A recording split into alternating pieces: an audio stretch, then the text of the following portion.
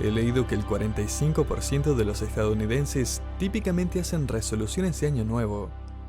Prácticamente todos conocemos al menos una persona que ha hecho una resolución de año nuevo, y es probable que usted también haya hecho una en su vida. Por lo que he leído, un 50% de las resoluciones que hace la gente tiene que ver con la autosuperación o la educación. Personalmente creo que hacer resoluciones es una excelente aplicación de Proverbios 4:26, donde se nos dice que consideremos cuidadosamente la senda de nuestros pies. Piense a dónde va y a dónde quiere llegar. Es un ejercicio que vale la pena hacer en oración y con cuidado, obviamente. Muchos saben seguramente que cuando era joven, Jonathan Edwards comenzó su propia lista personal de resoluciones. Él más tarde se convertiría en un líder clave en el gran avivamiento de los 1700, un tiempo de gran despertar espiritual en los Estados Unidos. A partir de 1723, cuando tenía 20 años, él comenzó a escribir su lista. Déjeme leer un par de ellas. Resolución: no hacer nada que me daría miedo hacer si fuera la última hora de mi vida. Eso prácticamente lo soluciona todo, ¿no es así?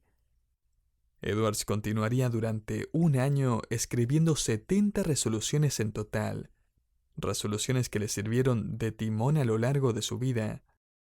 Aquí hay una. Resolución: nunca aflojar mi lucha con mis corrupciones por más que no tenga éxito. Resolución: si caigo y pierdo mi interés en cumplir estas resoluciones, arrepentirme de todo lo que pueda recordar cuando finalmente vuelva a mis sentidos. Resolución: hacer siempre lo que debería haber hecho cuando vea a alguien más haciéndolo.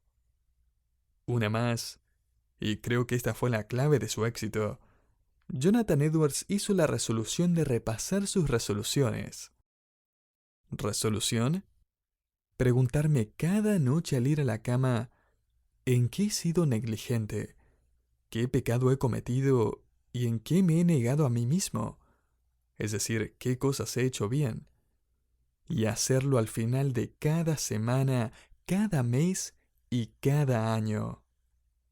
En otras palabras, todas las noches él se evaluaba mentalmente, pero al final de cada semana, mes y año, él sacaba la lista. Tal vez uno de nuestros problemas es que olvidamos tan pronto las resoluciones que tomamos. Encontré interesante que esta encuesta concluyó que solo la mitad de las personas que hacen resoluciones las siguen cumpliendo al mes siguiente. Solo el 40% las sigue cumpliendo 6 meses después, y esta encuesta registró que solo el 19% las sigue cumpliendo 24 meses después. Quiero presentarle ahora, querido oyente, en nuestra nueva serie de estudios, a otro hombre que hizo algunas resoluciones cuando todavía era joven. Sus resoluciones lo pondrán directamente en medio del conflicto. De hecho, eventualmente lo pondrán en riesgo. Debido a sus resoluciones, él será parte de una pequeña minoría, con solo unos pocos amigos personales. Durante su vida, él va a enfrentar la enorme presión de la sociedad para amoldarse. En el año 605 a.C., un príncipe llamado Nabucodonosor obtuvo una victoria decisiva sobre Egipto, ganando también el control de la tierra de Israel. Más tarde, en ese mismo año, su padre Nabopolázar, el rey de Babilonia, murió, así que Nabucodonosor se apresuró a reclamar su trono. La historia bíblica registra cómo al mismo tiempo Nabucodonosor llevó a varias personas cautivas de Jerusalén. También llevó vasos sagrados del templo de Dios para colocarlos en el templo de su dios principal, Marduk. Los versículos 1 y 2 del capítulo 1 de Daniel nos informan que esto es exactamente lo que él hizo. La mayoría de los historiadores de la Biblia están de acuerdo en que de Israel se llevaron alrededor de 60 jóvenes a Babilonia.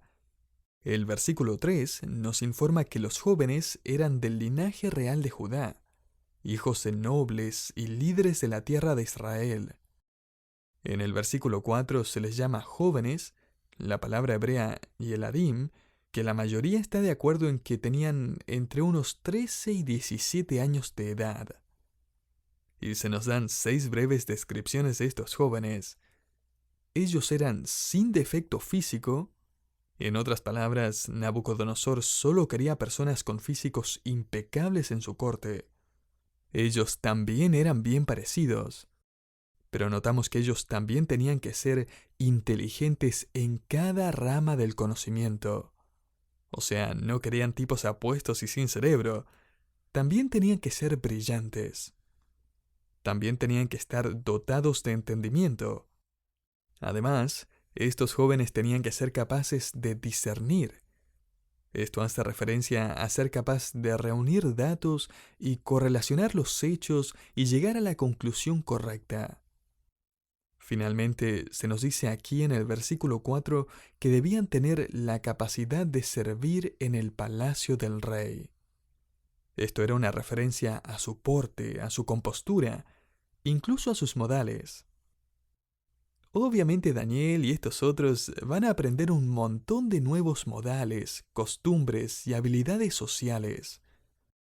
Pero evidentemente demostraron una actitud de amabilidad y disposición a aprender.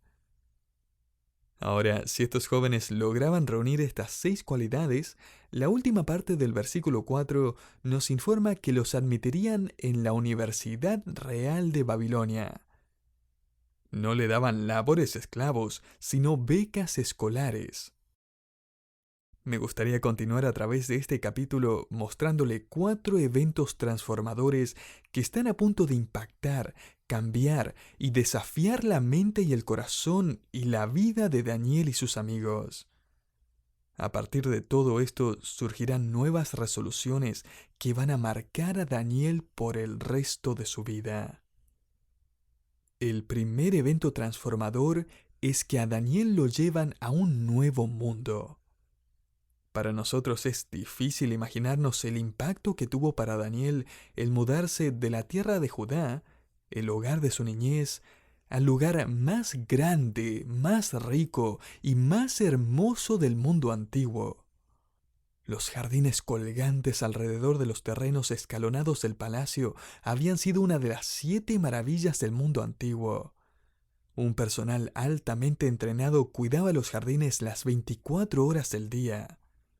El río Éufrates fluía a través de la ciudad y sus riberas estaban hermosamente amuralladas y embaldosadas con escalones como en la ciudad de Venecia.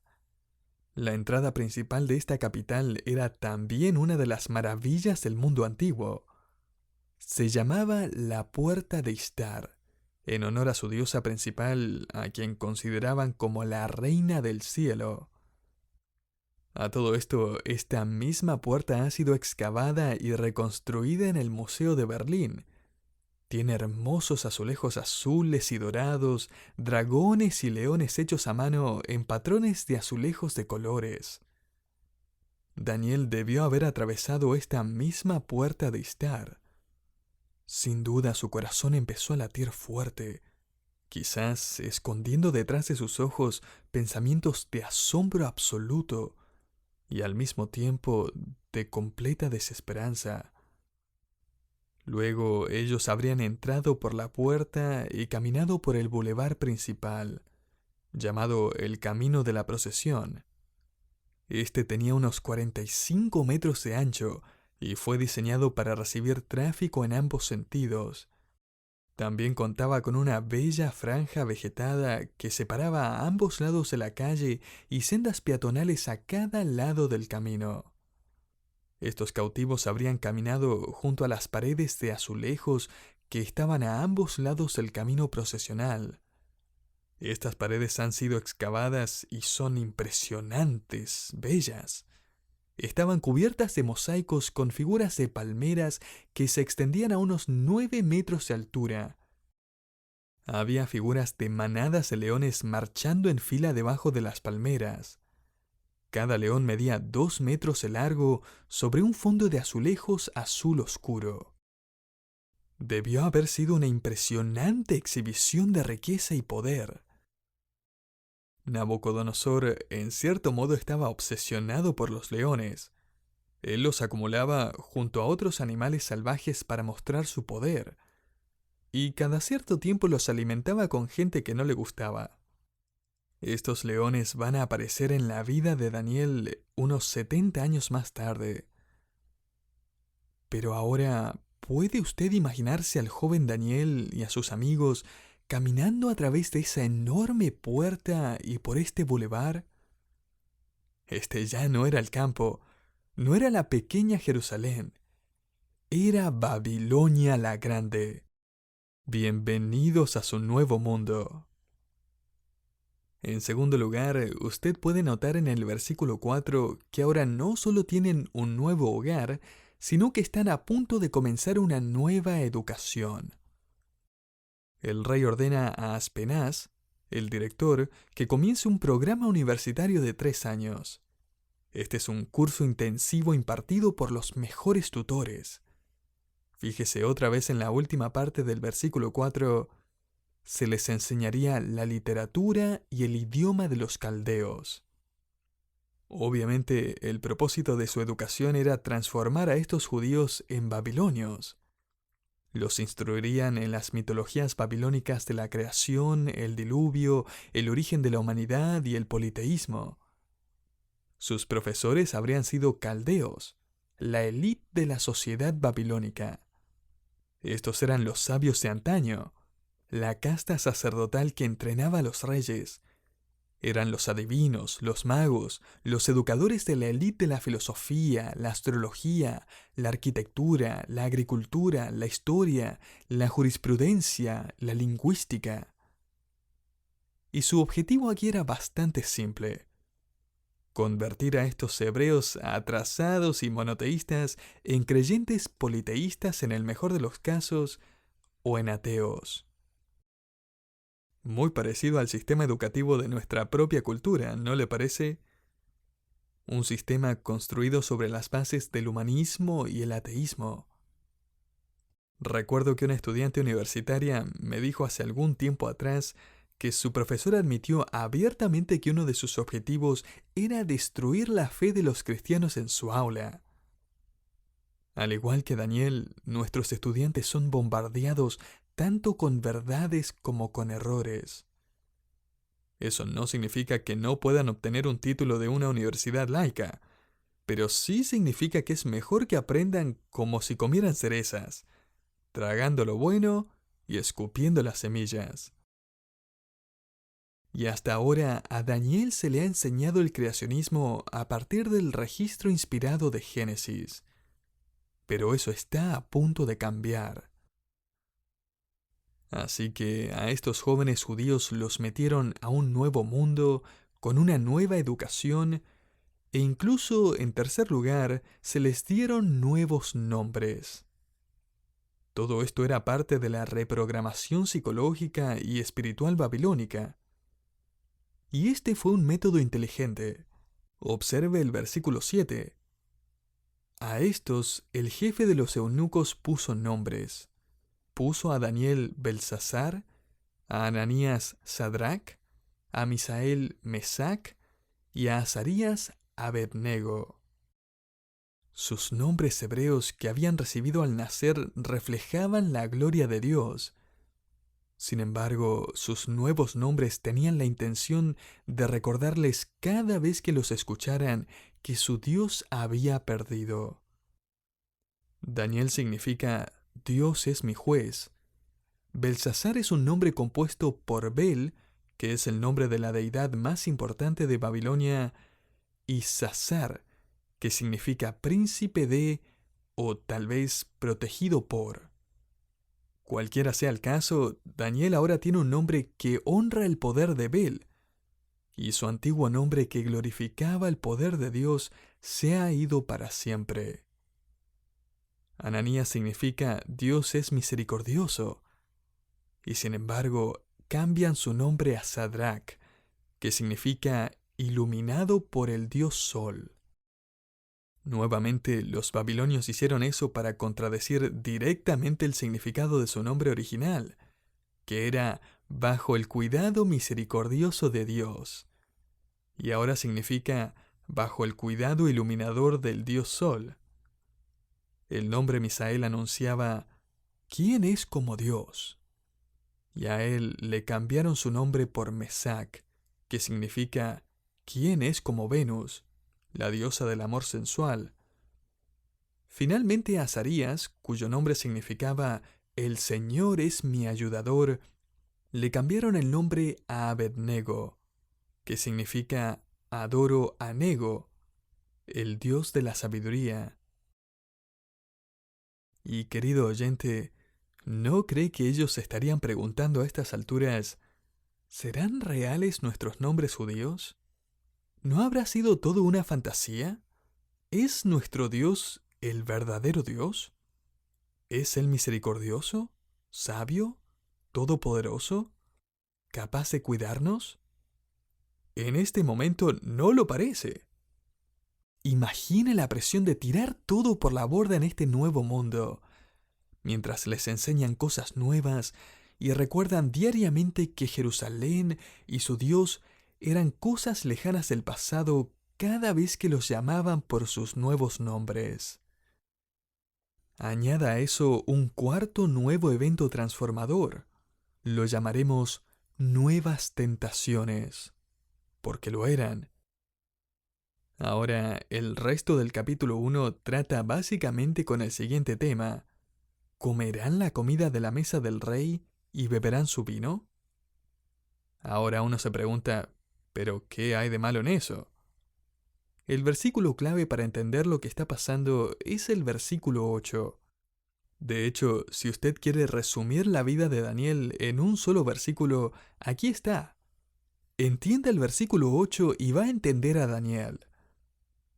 Dice, y Daniel propuso en su corazón no contaminarse con la porción de la comida del rey, ni con el vino que él bebía.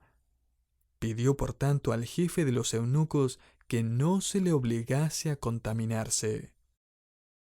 En otras palabras, Daniel y sus amigos se enfrentaron a unas nuevas tentaciones con una nueva resolución. Resolución: nunca contaminarnos con la comida y la bebida de la mesa del rey. Pero volviendo al tema de la comida, ¿qué tiene de malo? La comida incluía carne impura que los judíos sabían que estaba prohibida bajo las leyes de Moisés. Imagine la línea de buffet preparada en la Academia Real para el primer almuerzo de estos estudiantes hambrientos. Ellos nunca habían visto tanta comida en sus vidas. Cerdo, marisco, carne ofrecidas a los ídolos del rey. Seguramente en este nuevo mundo está bien comer todo eso. Evidentemente todos los otros adolescentes judíos lo hicieron. Hey Daniel, tienes que probar un poco de este jamón horneado con miel. Tienes que probar un poco de esta ensalada de camarones que está ahí. ¿Y qué hay del vino? Los historiadores nos dicen que el vino del rey primero se derramaba como una ofrenda a los dioses, y que beber era prácticamente reconocer a sus dioses y participar en su fiesta pagana. Daniel y otros 3 adolescentes no lo tocarían. Se sentaron allí con sus estómagos gruñendo en protesta. Ellos nunca habían tenido que decir que no a nada de esto antes. Nunca antes alguien le había ofrecido un sándwich de jamón. Nunca habían tenido que decir no.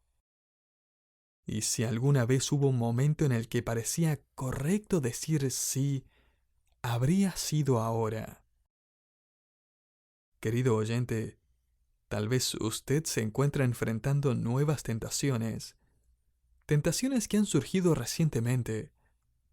Tal vez sea la tentación del poder en algún ascenso, adulación, crítica, dinero, pereza, lujuria, cosas completamente nuevas. Daniel y sus amigos resolvieron decir no. Así que ahora el director de la universidad entra en pánico. Él no puede tener a 4 estudiantes hambrientos en sus manos. El rey le cortaría la cabeza. Es entonces cuando Daniel le propone una solución al director en el versículo 12. Dice, te ruego que hagas la prueba con tus siervos por 10 días, y nos den legumbres a comer y agua a beber. Compara luego nuestros rostros con los rostros de los muchachos que comen de la ración de la comida del rey, y después haz con tus siervos según veas. Así que aquí está la prueba. Danos solo legumbres por 10 días. La palabra legumbres en el original puede referirse a las plantas del huerto. Lechuga, habas, guisantes. Esto era algo que nunca habrían soñado hacer. Considere el hecho de que estos jóvenes hebreos eran adolescentes. Siempre tienen hambre. Y quiero que note algo milagroso en el versículo 15. Y al cabo de los 10 días pareció el rostro de ellos mejor y más robusto que el de los otros muchachos que comían de la porción de la comida del rey. Uno hace una dieta de legumbres y ensaladas para perder peso, no para aumentarlo. No va a ganar peso comiendo una ensalada. No pase esto por alto. Después de 10 días, ellos estaban más robustos que todos esos chicos que comían tantos camarones, cerdo, pan, queso, vino y postres que ni siquiera podemos imaginarnos. Como verá, Dios ya estaba trabajando, validando su piadosa resolución. Ahora bien, el día de la graduación finalmente llega en el versículo 18. Pasados pues los días al fin de los cuales había dicho el rey que los trajesen, esto es, después de 3 años, versículo 19, el rey habló con ellos, y no fueron hallados entre todos ellos otros como Daniel, Ananías, Misael y Azarías. Así pues, estuvieron delante del rey. El rey entrevistó personalmente a cada estudiante, y al final de su entrevista con cada candidato, el rey personalmente empleó a estos 4 jóvenes en su gabinete de líderes. El escenario está preparado. Dios tiene a sus jóvenes embajadores ahora profundamente arraigados en el reino de Babilonia, donde pronto comenzarán a marcar una diferencia para su gran nombre y su gloria. Permítame ofrecerle 3 observaciones a partir del ejemplo de Daniel y sus amigos. Primero, tomar la decisión de seguir a Cristo significa que usted no permite que su cultura cambie su carácter. ¿Alguna vez ha pensado en lo fácil que hubiera sido para estos adolescentes dar explicaciones y excusas para justificar su conformidad a su nuevo hogar? Todos lo van a hacer, excepto 4 de ellos. Un comentarista me hizo pensar cuando escribió que ellos podrían haberse autoconvencido diciendo, bueno, bajo circunstancias normales debemos obedecer la ley de Dios, pero estas no son circunstancias normales. Me encanta la resolución número 51 de Jonathan Edwards. Dice así: no cederé a esa indiferencia que encuentro que ablanda mi mente para impedir que esté completamente firme en mi convicción. No cederé a ninguna excusa que pueda tener para ello. Edwards va al grano, ¿no es así? La verdad es que todos podemos encontrar excusas y justificación para casi todo. Tal vez usted está pensando, vamos, si es solo comida. Es una cosa tan pequeña. ¿Qué hay de malo con un poco de tolerancia? ¿Ha pensado alguna vez en el hecho de que Jesucristo nunca dijo, a quien se le puedan confiar cosas grandes, se le pueden confiar cosas pequeñas?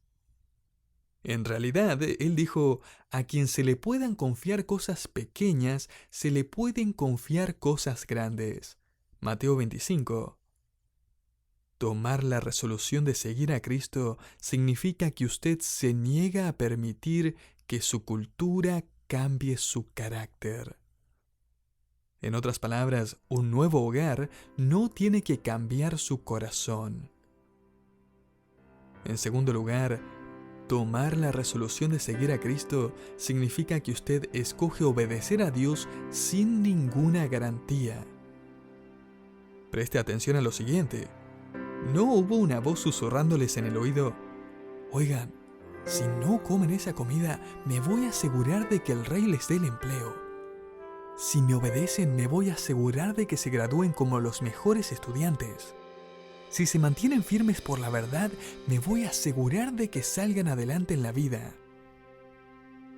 No hubo ninguna voz del cielo. No hubieron mensajeros angelicales, ninguna garantía que precediera a su resolución. Y no olvide que Daniel nunca va a regresar a su hogar. Una observación más, y con esta termino. Tomar la resolución de seguir a Cristo significa que usted se niega a hacer de la multitud su modelo. En gran medida, Daniel y sus amigos van a estar solos. Ellos se negaron a conformarse a su mundo, a seguir a la multitud. Es interesante para mí, sin embargo, que el versículo 19 implica que estos 4 jóvenes fueron los únicos que obtuvieron un puesto en el gobierno después de todo. Ellos tomaron su resolución y Dios determinó su ocupación. Y en vez de que Babilonia los cambiara, ellos cambiarían a los babilonios. Desde el rey hacia abajo, para la gloria y la honra de Dios.